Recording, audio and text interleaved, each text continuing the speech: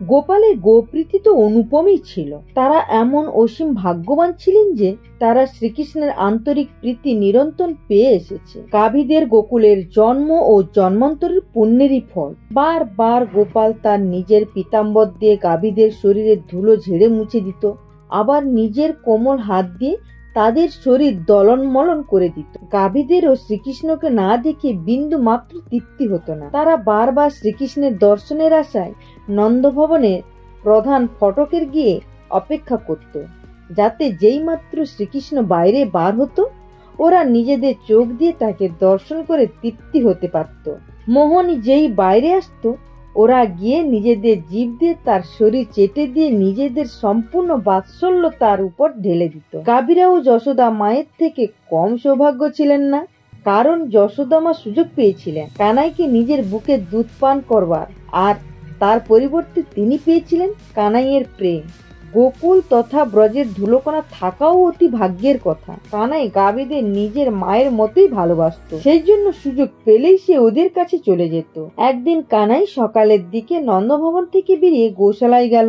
সেখানে একটা গরু তাকে দুধ খাওয়ানোর জন্য প্রতীক্ষা করছিল। বাৎসল্য রসের প্রভাবে সে গরুটির দুধ আপনি আপনি চুঁয়ে পড়ছিল। গরুটি একদৃষ্টে নন্দভবনের দিকে তাকিয়েছিল, যাতে করে শ্রীকৃষ্ণ বাইরে এলে সে তার নিজের দুধ খাইয়ে জীবন সার্থক করতে পারে। কানাই তার এই পবিত্র প্রেম কি করে উপেক্ষা করতে পারে? সে নন্দভবন থেকে বেরিয়ে গোশালায় গিয়ে সোজা সেই গাভীটির কাছে গেল এবং তার দুধের বাঁটে মুখ লাগিয়ে তার দুধ পান করতে লাগলো। এদিকে যশোদা মা চতুর্দিকে কানাইকে খুঁজতে লাগলেন। তিনি বারবার গোপালের নাম ধরে ডাকাডাকি করছিলেন, কানাই, ও কানাই, তুই কোথায় আছিস? তাড়াতাড়ি এখানে চলে আয়, আমি কখন থেকে তোর পথ চেয়ে রয়েছি। কিন্তু কানাই আশেপাশে থাকলে তবেই তো শুনবে।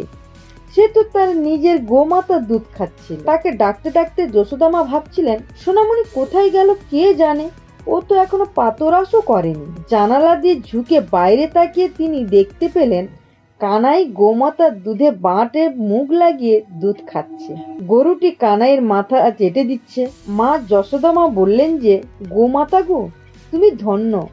আমি তো এখন কানাইয়ের বাল্যভোগের চিন্তা করছিলাম, আর তুমি ওকে দুধ খাইয়ে দিলে। আমি তোমাকে শতকোটি প্রণাম জানাচ্ছি।